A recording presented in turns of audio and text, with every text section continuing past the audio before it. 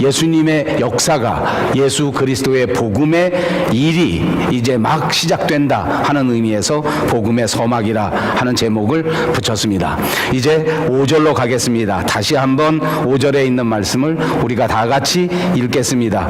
유대 왕 헤롯 때에 아비야 반열에 제사장 한 사람이 있었으니 이름은 사가랴요, 그의 아내는 아론의 자손이니 이름은 엘리사벳이라. 아멘. 누가는 지금 누가복음을 기록할 때 유대 왕 헤롯의 때에 있었던 이야기다, 역사가답게 이렇게 역사적으로 자세하게 우리에게 복음을 시작하고 있습니다. 이스라엘 나라는 우리 조국 대한민국과 같이 다른 나라에게 식민지가 돼서 다른 나라의 통치를 참 많이 받았습니다. 우리 조국은 일본에게 35년간 통치를 받았는데 그 식민지의 역사가 지금까지도 지워지지 않고 모든 사람들의 가슴 속에 남아있는 것을 봅니다. 정치에도 경제생활에도 우리 사회생활에도 우리 모든 문화생활에도 이것이 여전히 남아있으면서 때로는 우리 민족들을 아프게 하고 때로는 새로운 반면교사가 되어서 이 아픈 역사를 되풀이하지 말아야 되겠다 하는 다짐을 갖게 하기도 합니다. 그런데 이 이스라엘은 35년 정도가 아니라 무려 600년 동안 다른 나라의 식민지로 살았습니다. 우리가 아는 것처럼 북이스라엘은 아시리아라는 나라에게 처음 점령을 당하게 되고 국권을 빼앗긴 채 아시리아의 식민지가 돼서 살았습니다. 후에 남쪽 유대는 바벨로니아가 일어나서 이 나라를 점령하게 되는데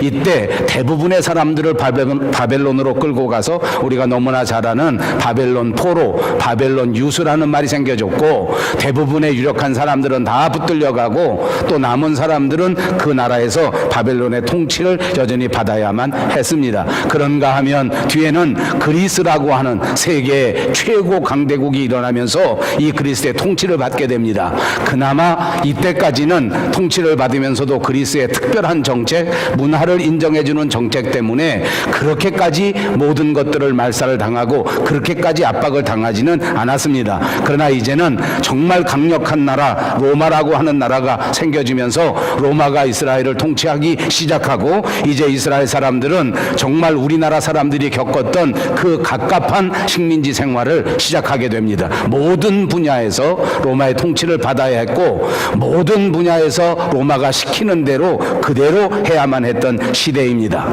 자, 이제 로마라고 하는 나라는 점령지가 워낙 세계적으로 많이 있었기 때문에 이스라엘 나라를 점령하고 나서 이 이스라엘 나라를 다스리기 위한 분봉왕, 자치왕을 세우게 되는데 그때 당시에 이 이스라엘 지역을 다스리게 된 로마의 분봉왕의 이름이 헤롯입니다. 역사적으로 보면 이 헤롯 왕은 물론 한 사람이 아닙니다. 헤롯 대왕에서부터 시작해서 여러 가지 이름을 붙여서 헤롯 왕이라고 하는 사람이 여러 사람이 등장합니다. 나중에 우리가 복음을 계속해서 강해해 나가는 동안에 자세하게 한 번쯤 설명할 수 있는 기회가 있을 것이라고 생각합니다. 아무튼 오늘 본문에 나오는 이 헤롯 왕은 헤롯 대왕이라고도 불리웠던 대표적인 사람인데 이 사람은 이스라엘 민족들을 다스리기 위한 분봉왕이었다. 다시 말하면 이스라엘 사람인데 로마에서부터 관직을 얻어서 그래서 이스라엘 사람들을 다스리는 것입니다. 우리 한국 조국도 일본에게 이렇게 통치를 받을 때 조선 사람이지만 일본 사람들에게 직책을 받고 조선 사람들을 다스렸던 그런 사람들이 있었지 않습니까? 이는 이두메라고 하는 지역의 출신인 사람인데 이 사람이 헤롯 대왕이 되기까지, 분봉왕이 되기까지는 정말 정치적인 역정이 드라마틱하였습니다. 한마디로 말하면 이 사람은 정상적으로 이 높은 지위에 올라가지 않았습니다. 돈을 내고 뇌물을 주고 로마 관리들의 마음을 사서 이 유대 나라의 통치권을 확보한 사람입니다.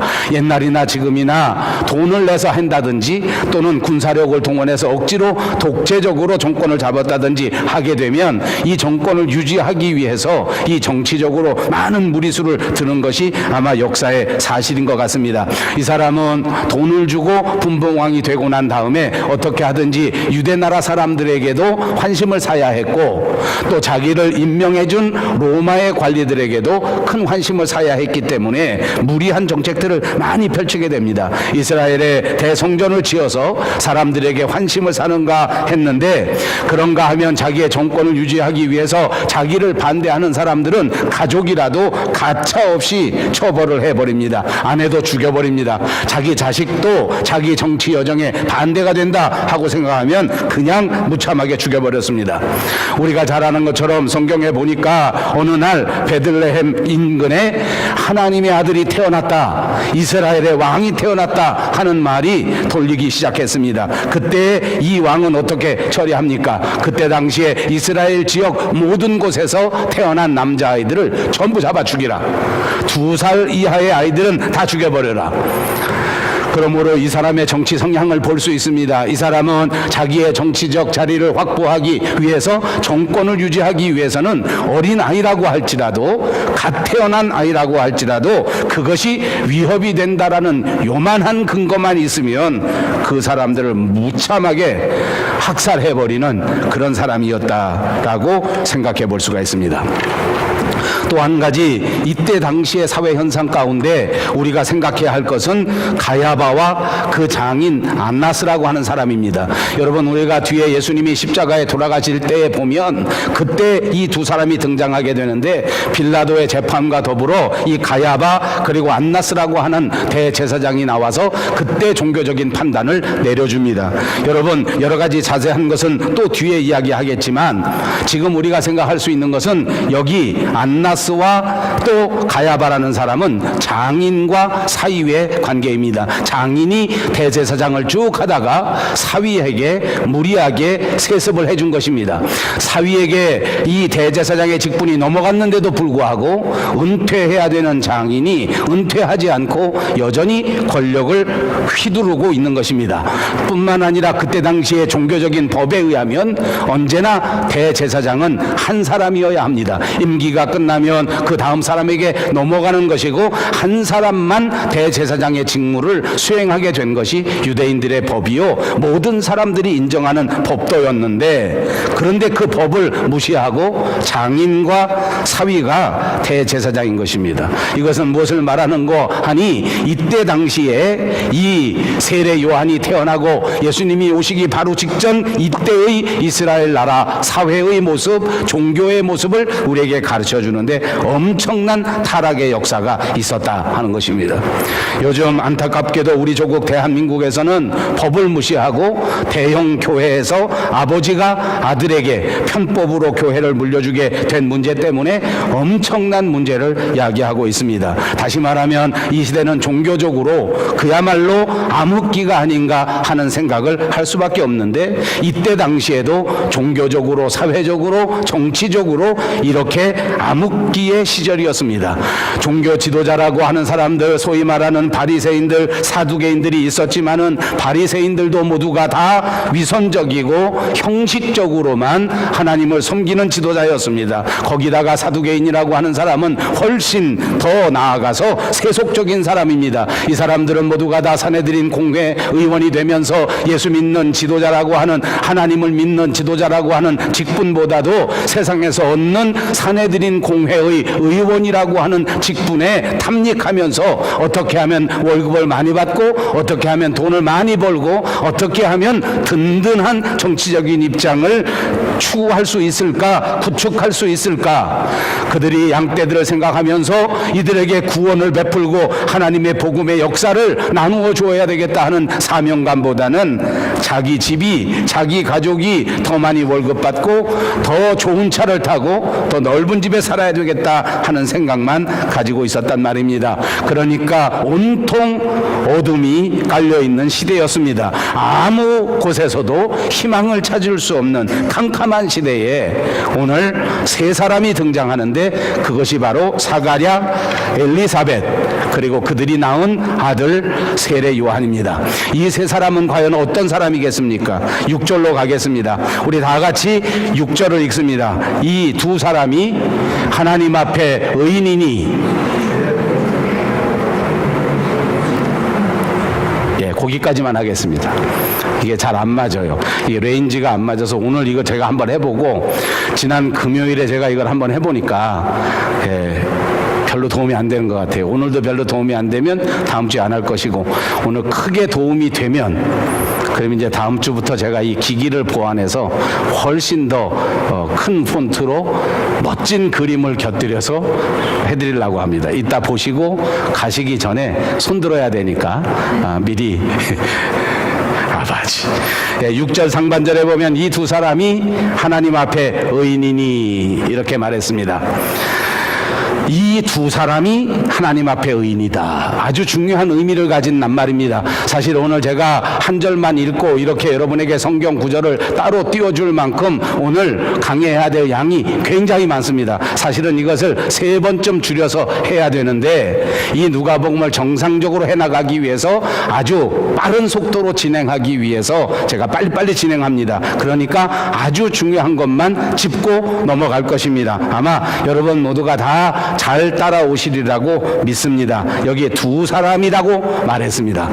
예수 믿는 일, 하나님 앞에서 교회 생활하는 일은 한 사람이 하는 것보다 두 사람이 하는 것이 아름답다.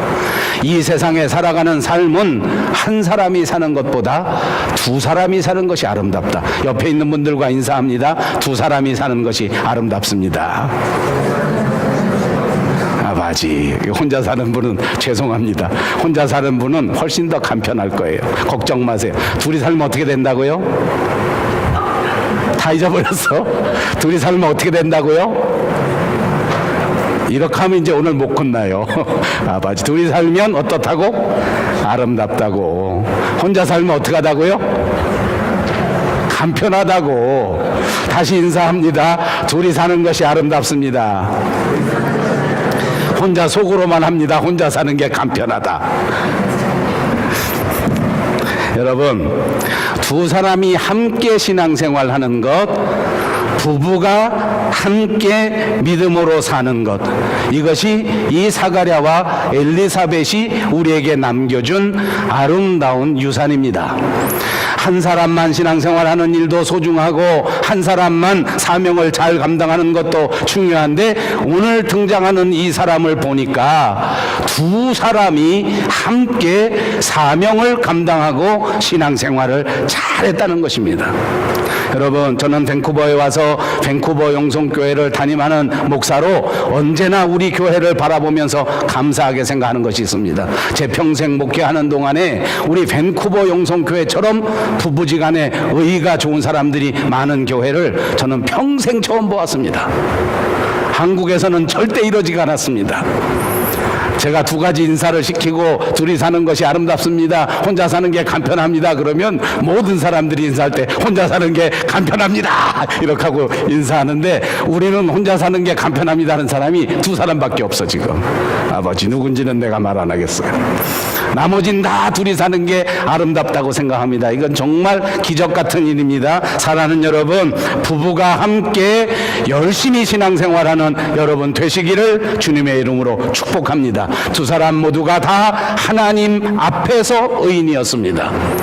여러분, 이렇게 하나님 앞에 의인이라고 쓴 것은 무슨 의미가 있는지 아십니까? 하나님 앞에서 의인도 있지만 사람들 앞에서 의인도 있다는 것입니다. 사람들 앞에서 의인도 소중하지만 오늘 이 사람은 하나님 앞에서 의인이라서 훨씬 더 소중한 것입니다.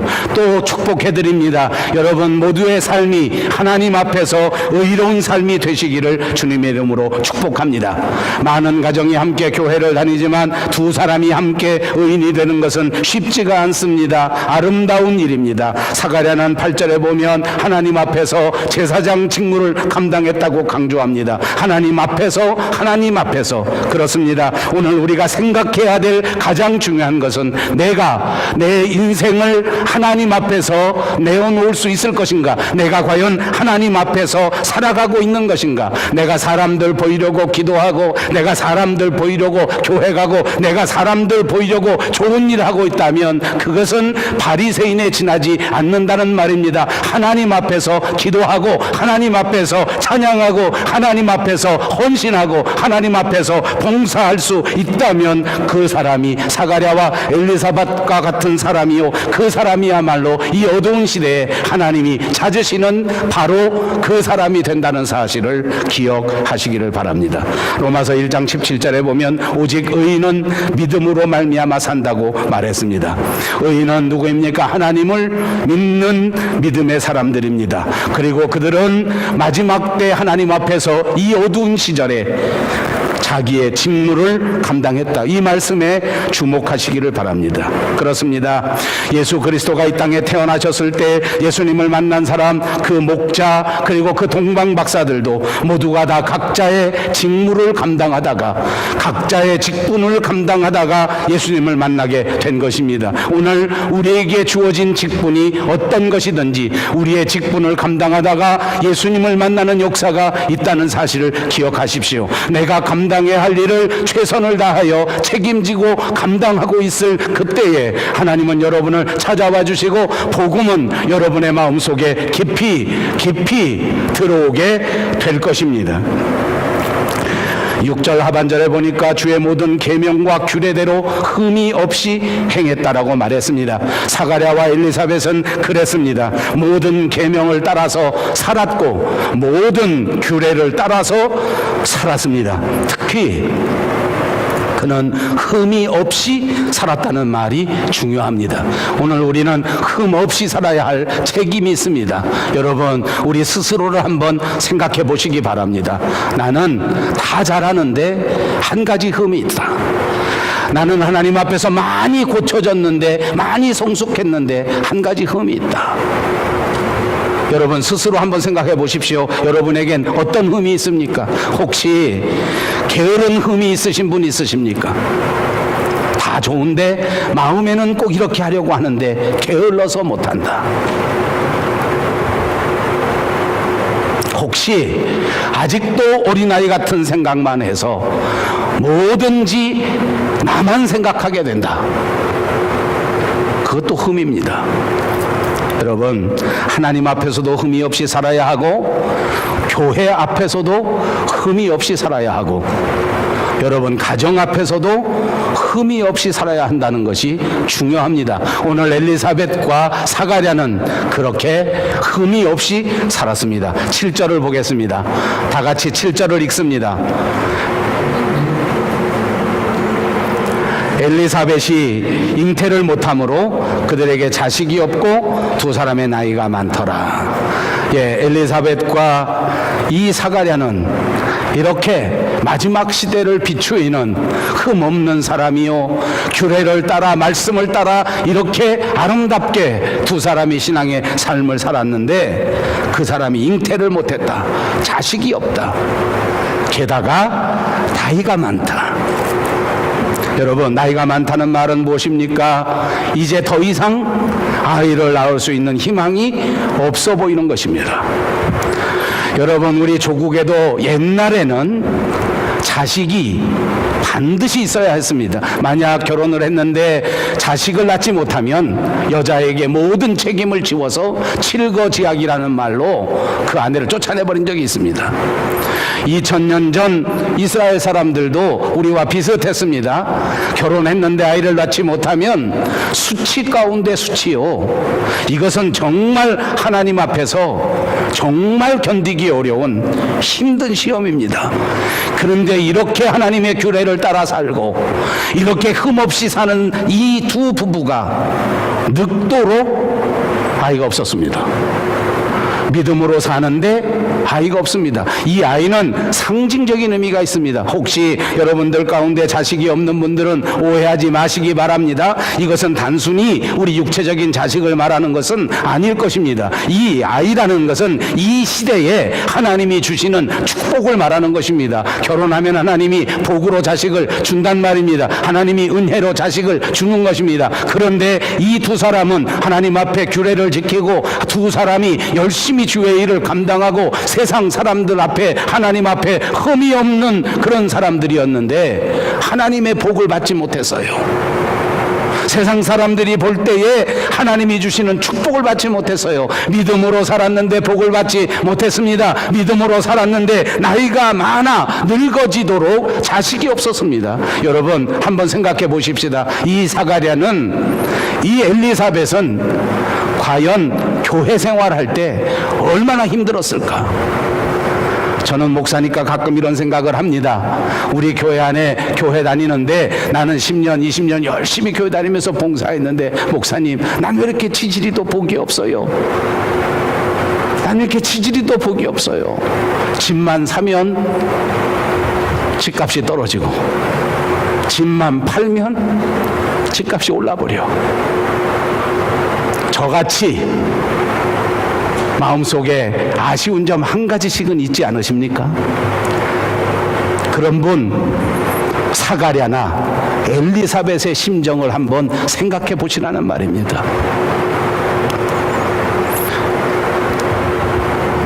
이 사가랴는, 이 엘리사벳은 얼마나 신앙생활하기 어려웠을까? 8절에서 10절입니다. 또 한번 읽어보겠습니다. 저기 화면에 뜨면 읽으시면 됩니다.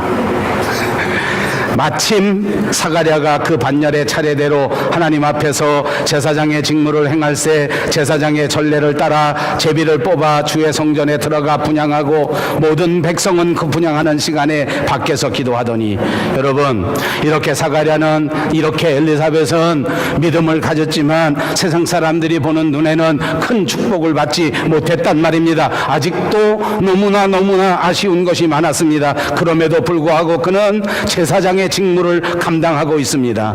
여러분, 이 사가랴는 제사장이었습니다. 그때 당시에 제사장에게는 순서를 정해줍니다. 이것을 반열이라고 하는데 이스라엘 사람들에게는 24반열이 있었습니다. 그래서 이 24반열에 해당하는 제사장들이 순서에 따라 성전에 들어가 자기 봉사를 하는 것입니다. 정신을 똑바로 차리고 자기 순서를 지켜야 합니다. 여러분, 저는 우리 교회에서 이 주보에다가 순서를 정해드립니다. 기도하는 순서, 헌금하는 순서, 그리고 모든 예배에 관련된 순서를 정해드립니다. 정말로 감사한 것은 십몇 년 동안 우리 교회처럼 이렇게 잘 지키시는 교회가 저는 평생 한 번도 못 봤습니다. 얼마나 잘 지키시는지 몰라요. 제가 광고 미리 안 해줘도 교회 주보를 보고 지킵니다. 오늘 제가 또 봐야 됩니다. 한수미가 헌금위원인데 아는지 모르는지 걱정이 태산 같습니다. 알 줄로 믿습니다. 순서에 딱 나와야 되는데 나올지 안 나올지는 두고 봐야 합니다. 네. 어쩌다 한번 돌아오는 순서입니다.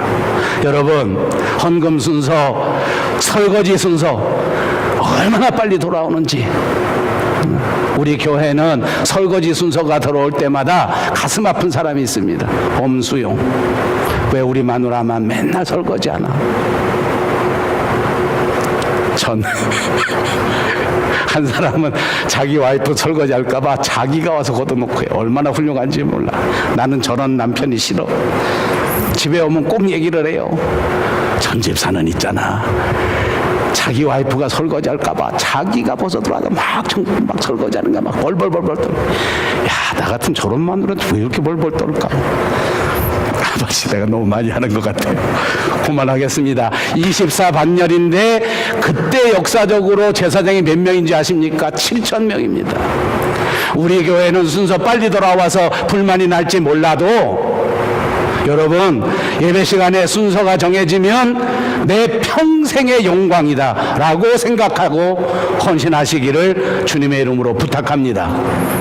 한 달에 한 번씩 너무 빨리 돌아온다 생각하지 마시고, 아하, 하나님이 영광의 순서로 내게 이 순서를 주셨구나, 기도하고 이 순서에 임재하시기 바랍니다. 사가랴는 7,000명이 24반열로 나누는 이 순서에 드디어 자기 순서가 되어 성전에 들어가 봉사하게 되었는데, 무슨 엄청난 중요한 일을 하는 것은 아닙니다. 향단에 불 올려드리는 것, 촛불 켜는 것, 그런 정도였던 것 같습니다.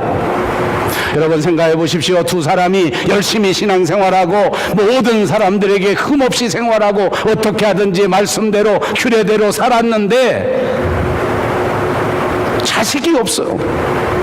사람들 앞에 부끄러워 나가 얼굴을 들 수가 없어요. 그런데 별로 중요하지도 않은 이 헌신 봉사 시간, 이 시간에 찾아 나가서 봉사하겠습니까? 여러분 같은 봉사하겠습니까?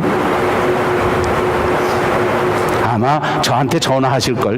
목사님, 이번 주는 내가 순서를 안 나가고 다음 주에 나갈게요. 아바지. 사가랴는 이런 상황 속에서 분향하는 자로 뽑혔는데 거기 가서 향단에 향을 피우는 그 직분을 감당했습니다. 이것이 정말 아름다운 믿음의 모습인 줄로 믿습니다. 하나님의 축복을 받지 못했는데도 아직도 마음속에 아쉬운 점이 얼마나 많이 있는데도 불구하고, 그럼에도 불구하고 충성스럽게 하나님의 사명을 감당했다는 말입니다. 사랑하는 여러분, 우리도 오래도록 신앙생활했는데 눈에 보이는 축복은 아쉬운 것이 많은 사람들이 있을 것입니다. 열매가 부족하다고 생각하는 사람들이 있을 것입니다. 때로는 물질적으로 가난하게 사는 사람들도 있습니다. 때로는 예수를 믿고 헌신하고 봉사하는데 질병 때문에 날마다 아픔 속에 고통받는 사람들도 있습니다. 그러나 여러분, 지금 이 순간이 사가랴와 엘리사벳에게 주어졌던 축복의 타임이라는 사실을 잊지 마시기 바랍니다. 지금이 기회일지 모릅니다. 답답하고 어려울 때, 힘들고 희망이 없다고 생각하는 이때에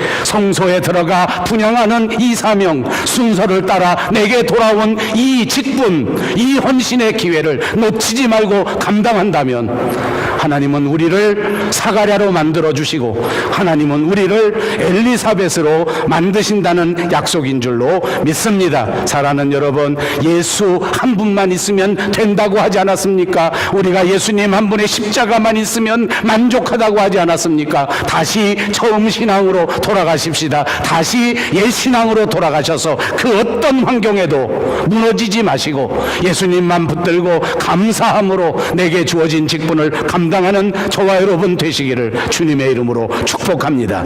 11절과 13절로 가겠습니다. 11절에서 13절을 또 다 같이 읽겠습니다. 주의 사자가 그에게 나타나 향단 우편에 선지라. 사가랴가 보고 놀라며 무서워하니 천사가 그에게 이르되 사가랴여 무서워하지 말라. 너의 간구함이 들린지라. 내 아내 엘리사벳이 내게 아들을 낳아 주리니 그 이름을 요한이라 하라.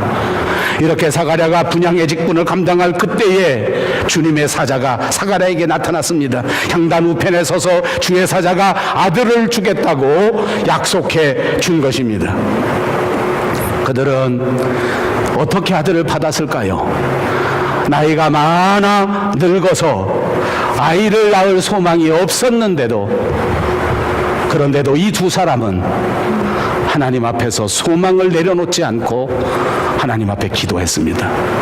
여러분, 저는 이 대목에 여러 번 강해를 하였습니다. 제가 목사 생활하는 동안에 이 대목을 몇 번씩 강의했고 몇 번씩 설교하였습니다. 저는 이번에 이 설교를 준비하면서 정말 큰 은혜를 받았습니다. 용서하시고 들으십시오. 저보다 나이가 더 많으신 분들이 여기 많이 계시는데 제가 이런 말씀 드리는 것을 양해하시고 들으십시오. 저는 목사가 된 지 30년이 넘었습니다. 제 나이에는 아주 어린 나이에 목사가 돼서 돌아보니 30년 동안 다른 어떤 목사보다도 정말 거칠고 힘들고 양이 많은 일을 감당했다고 생각합니다. 다른 어떤 분들보다 열심히 일했습니다. 휴가를 한 번도 가보지 못했습니다. 안식년도 한 번도 해본 적이 없습니다. 어찌하든지 주의 일을 해야 되겠다고 생각했기 때문에 늘 최선을 다해서 있는 시간을 쪼개어서 토요일도 휴일도 집에서 편안히 쉬지 않고 힘만 나면 나가서 일했습니다. 그런데 제가 요즘 들어서 그런 생각이 듭니다. 내가 이제 60살 넘었으니까 빨리 은퇴해야지. 몇 년 후에 할까?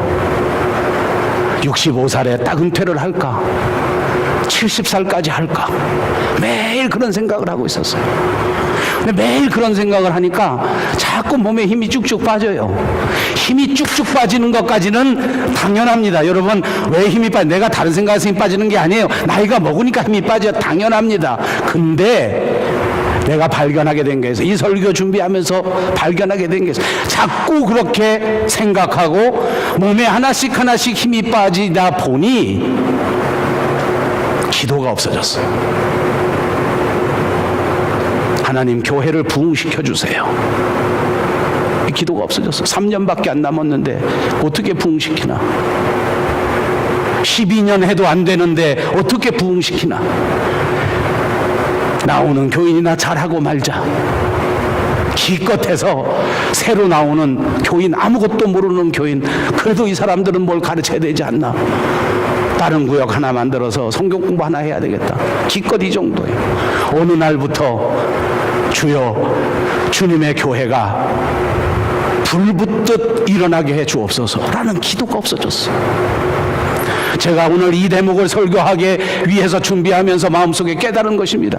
사가랴와 엘리사벳은 나이가 많아 자식을 달라고 기도하기에는 자격자가 아니야.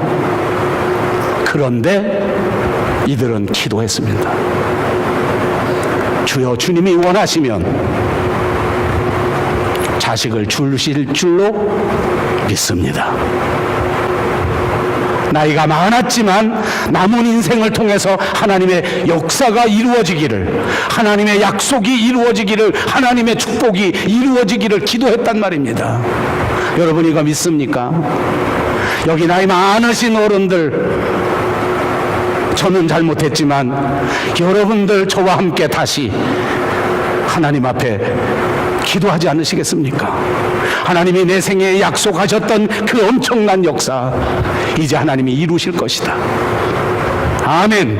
이제 하나님 나를 사용하셔서 이 하나님의 교회, 밴쿠버 영성교회가 불같이 일어나는 역사가 일어나게 해 주시옵소서. 우리 교회가 말씀 충만, 성령 충만, 하나님의 나라가 확장되는 귀한 역사에 쓰임받는 종이 되게 하여 주시옵소서.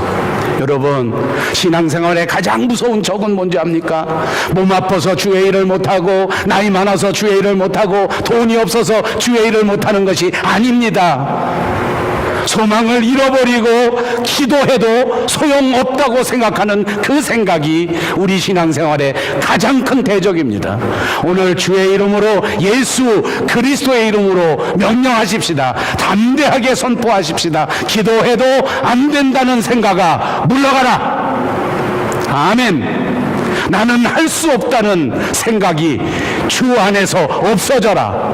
아멘. 주님은 우리를 오늘도 함께 붙잡으시고 사용하셔서 위대한 주의 역사를 이루시게 될 줄로 믿습니다. 그들은 기도하였습니다. 끝까지 하나님의 약속을 믿고 나이가 많아도 절망하지 않았단 말입니다. 그들의 기도를 들으시고 그 분향단에 하나님의 사자를 보내주셔서 그 사자가 내게 아들을 줄 것이라고 약속해 주셨단 말입니다. 오늘 우리가 끝까지 기도한다면, 오늘 우리가 다시 한번 하나님 앞에 헌신하면서 최선을 다하여 하나님 앞에 기도를 올려드린다면, 하나님은 반드시 저와 여러분의 생애 가운데 하나님의 사자를 보내주시고 우리에게 말씀해 주실 줄로 믿습니다. 14절입니다. 너도 기뻐하고 즐거워할 것이요 많은 사람도 그의 태어남을 기뻐하리니. 그렇습니다. 이제 세례 요한의 탄생은 사가랴와 엘리사벳 가정만의 기쁨이 아닙니다. 이 두 사람만의 열매가 아닙니다. 많은 사람의 기쁨이 된다는 것입니다. 이유가 무엇입니까? 세례 요한이 세계 만방을 위하여 일할 것이기 때문입니다. 잘 아는 여러분, 우리도 세례 요한처럼 우리의 생각을 다시 한번 고쳐 먹을 수 있기를 바랍니다. 우리의 마음도 다시 한번 새롭게 하기를 바랍니다. 이제 나는 내 식구들만 위해서, 나만 위해서 사는 인생이 아니다. 나는 이제 하나님의 교회를 위해서 일하리라. 나는 이제 이 나라, 이 민족을 가슴에 안고 일하리라. 아멘. 그럴 때에 우리도 기뻐하게 되고 우리 교회도 즐거워하게 되고 많은 사람도 그를 인하여 기뻐하게 된다는 약속의 말씀인 줄로 믿습니다. 그렇습니다. 15절에 보니까 이는 그가 주 앞에서 큰 자가 되고 포도주나 독한 술을 마시지 아니하며 모태로부터 성령의 충만함을 받는다. 여러분, 이 세례 요한이 모태로부터 성령의 충만함을 받은 것은 왜 그렇습니까? 요한이 모태에 있을 때에 엘리사벳과 사가랴가 성령 충만했기 때문입니다. 부모님 때문입니다. 여기 사랑하는 청년들, 이 마음속에 이 말씀을 간직하시기 바랍니다. 나중에 아이를 낳기 전에 반드시 부모가 성령 충만해야 합니다. 그래야 아이들이 성령 충만해집니다. 아이를 다 낳은 분들, 나는 틀렸다. 그렇지, 나는 틀렸어요. 아니요, 지금이라도 늦지 않았어요. 우리가 믿음의 모범을 보여야 합니다. 우리가 기도의 모범을 보여야 합니다. 그것이 내 자식들을 이 세상에서 바르게 키울 수 있는 지름길이라는 사실을 꼭 기억하시기 바랍니다. 그렇습니다. 부모님 덕분에 세례 요한은 성령 충만했습니다. 그리고 그는 계속해서 나시린으로서 구별된 삶을 살았습니다. 16절에 보십시오. 이스라엘 자손 곧 그들의 하나님께로 많이 돌아오게 하였습니다. 요한은 많은 사람들이 하나님께로 돌아오게 합니다. 많은 사람들이 하나님을 떠나서 살았습니다. 돈을 따라서, 쾌락을 따라서, 문화를 따라서 자기 자신을 숭배하면서 살아가는 삶의 모습이었습니다. 하나님은 온데간데 없어지고 자기 혼자서 살아가는, 영혼이 죽어져가는 시대 속에 태어난 것입니다. 그때 사람들에게 세례 요한은 회개의 메시지를 전합니다. 회개하라, 하나님의 나라가 가까이 왔느니라. 회개하라, 천국이 가까웠느니라. 그때 예루살렘에 있었던 많은 사람들이 하나님 앞에 회개하고 돌아오는 역사가 있었습니다. 많은 사람들이 하나님께로 돌아오게 되었습니다. 여러분, 17절을 올려주십시오. 17절 말씀은 또 다 같이 한 음성으로 읽겠습니다. 그가 또 엘리야의 심령과 능력으로 주 앞에 먼저 와서 아버지의 마음을 자식에게, 거스리는 자를 의인의 슬기에 돌아오게 하고 주를 위하여 세운 백성을 준비하리라. 여러분, 요한은 이렇게 세상 사람들로 하여금 다 돌아오게 했습니다. 좌표를 잃어버린 채 갈 바를 알지 못하며 방황하는 사람들을 제자리로 돌아오게 만든 것입니다. 사람의 관계를 회복시키는 것입니다.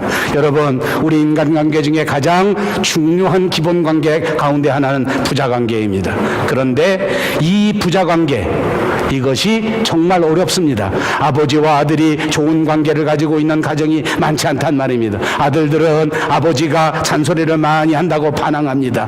또 아버지는 자식들이 내 말을 들어주지 않는다고 반항적이라고 생각합니다. 그렇기 때문에 점점점 관계가 악화될 수밖에 없습니다. 시어머니와 며느리도 늘 그렇습니다. 똑같은 이유 때문에 그들은 서로 반목하고 서로 관계가 악해집니다. 교회 안에서 성도들 간의 관계도 쉬운 일이 아닙니다.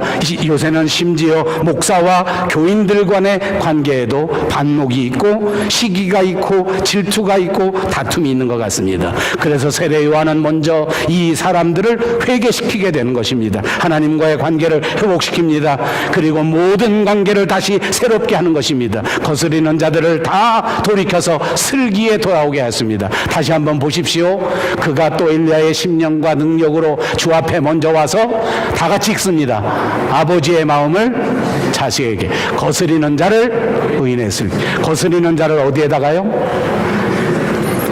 불순종하고 반목하는 자를 지혜로운 자에게, 순종한 자의 마음으로 돌아오게 만든다는 것입니다. 근데 그 앞에 거 보십시오. 아버지의 마음을 어디에? 여기 아버지들 정신 똑바로 차리고, 아버지, 아들 있는 사람 한번 큰 소리로 읽어보세요. 시작. 어떻게? 아들 있는 아버지, 다시 한번. 누구의 마음을 누구에게?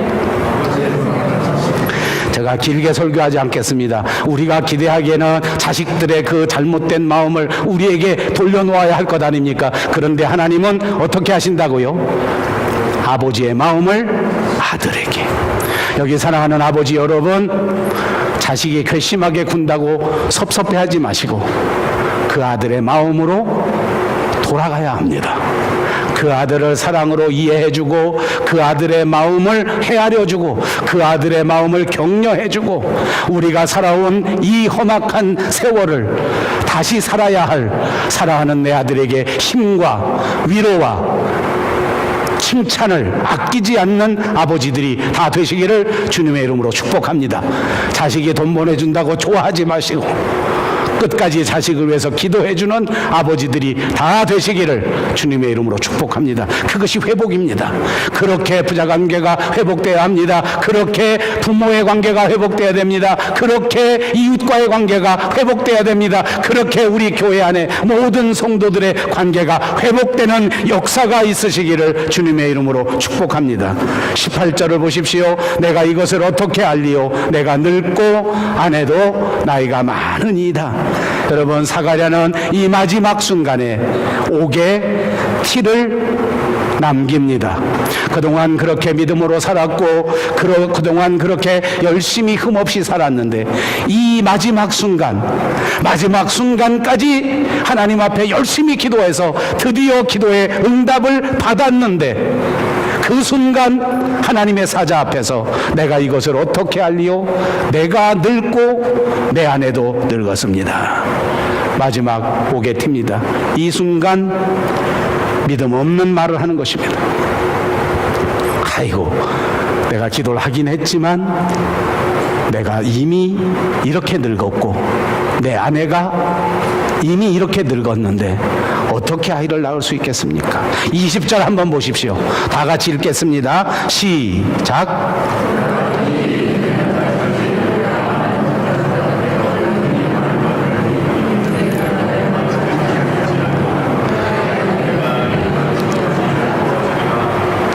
어떻게 된 일입니까? 마지막 순간 불신의 말은 한 사가랴에게 하나님의 사자가 어떻게 한 겁니까? 말 못하는 건 뭡니까? 덩어리입니다. 말을 못하게 해버렸어요. 말을 못하게. 왜 믿음이 없는 말을 하는가? 하나님의 사자가 이 사가랴의 믿음 없음, 그 믿음이 없는 말을 내뱉은 그것을 그냥 두지 않으시고 말 못하게 만들어 버렸어요. 이게 뭔지 아십니까? 이게 뭘까요? 둘 중에 하나. 하나님이 내리는 징계. 하나님이 내리는 징계다. 손 들어보세요. 둘 중에 하나는 들어야 된다 그랬어요. 이쪽에 뭐가 있을지 모르죠. 예. 하여간 이게 이제 다시는 내가 다음 주부터 이렇게 안 해요. 다음 주도 더 짧게 옛날대로 다시 하기. 이런 거 안 하겠어요. 아다지. 많은 사람들이 이 순간 징계라고 생각합니다. 맞습니다. 징계일 것입니다. 혼나는 일입니다. 근데 여러분, 이 순간이 징계로만 끝나는 것이 아니었다는 것입니다. 징계가 아니라 이것은 훈련이었습니다. 왜냐하면 그는 정작 세례 요한이 태어나는 그 순간에 말을 다시 하게 됩니다. 하나님께서는 이 불신의 말을 내뱉은 그 순간부터 하나님이 약속이 이루어지는 그 순간까지 사가랴로 하여금 말을 하지 못하게 합니다. 이것은 벙어리가 되는 징계가 아니라 벙어리 훈련이라는 말입니다. 저는 여러분에게 이 말씀을 꼭 드리고 싶습니다. 제가 종종 말합니다. 인생이 살다 아픈데 너무 섭섭해하지 말라. 아픈 사람에게는 정말 어려운 이야기입니다. 예수 믿다가 가난해졌는데 망했는데 너무 섭섭하게 생각하지 마라. 예수 믿어도 여전히 집 한 채도 가지지 못한 게 부끄럽고 창피하지만 그러나 걱정하지 마시라 말합니다. 왠지 아십니까? 이것은 모두가 다 훈련일 뿐이기 때문입니다. 사가랴는 그랬습니다. 벙어리가 되면서부터 훈련을 받기 시작합니다. 아하, 내가 정말 믿음으로 잘 살아왔는데 믿음의 삶은 처음서부터 끝까지 하는 것이 중요하구나. 아무리 믿음으로 열심히 살았고 아무리 믿음으로 열심히 기도하고 충성을 다해서 내 직분을 감당하다가도 하나님의 사자를 만났을 그때에 믿음 없는 말 한마디 뱉었기 때문에 얼마나 답답해요. 말을 못하니. 얼마나 답답해요. 간증을 못하니. 얼마나 답답해요. 커뮤니케이션이 안 되는데. 이 심정 우리가 잘 알잖아요. 무슨 말해도 못 알아듣고 내가 아무리 열심히 말을 해도 안 되고 은혜가 되지 지금. 아버지, 저기 있는 사람들은 지금 요새 큰 은혜가 돼. 왜 나가서 누구한테 떠들어도 아무도 자기 대답을 안 해. 누가 뭐라고 막 말을 해도 말을 못 알아들어. 그럴 줄 알았으면 옛날에 공부를 잘할 일이지. 그렇게 엄마 아버지 속색이고 공부 안 하더니 말을 알아들어 먹어야지. 아버지, 여러분, 사가랴는 이 순간 훈련을 받는 것입니다. 그래서 하나님은 사가랴에게 말을 못하게 하는 거예요. 말하는 게 직업인 사람에게 말을 못하게 한 거예요. 근데 이때 사가랴는 진짜 인생 일대에 가장 중요한 교훈을 받고 믿음의 가장 철저한 훈련을 이때 받게 된 거예요. 혹시 여러분 마음속에 안타까움이 남아서 외로움 속에 힘들어 하시는 분 계십니까? 물질 생활 때문에 풀리지 않는다고, 고생스럽다고 불편하시는 분 계십니까? 자식들 내 마음대로 되지 않아서 가슴 아픈 사람이 있습니까? 지금이 사가랴에게 주신 그 아름다운 훈련의 시간이라고 하는 것을 생각해 보시기 바랍니다. 이렇게 힘들 때, 이렇게 외로울 때 우리는 다시 하나님의 말씀으로 돌아가야 합니다. 내 인생의 가장 소중한 것이 예수 십자가라고 하는 사실을 철저하게 깨달아야 합니다. 그러면 하나님이 약속하신 그날 세례 요한을 얻게 될 것이요, 그때 다시 말하게 되는, 이제 정말 세상을 위하여 헌신하는 말을 하게 되는 위대한 설교자, 위대한 위로자, 위대한 그리스도인으로 거듭나는 역사가 있게 된다는 말입니다. 여러분의 아픔을 극복하시고 승리하시기 바랍니다. 여러분의 힘든 고난도 반드시 믿음으로 극복하시기 바랍니다. 하나님이 여러분들을 마음껏 사용하셔서 여러분을 통하여 하나님의 나라를 크게 세우시고 확장하는 역사를 여러분에게 맡기게 되실 줄로 믿습니다.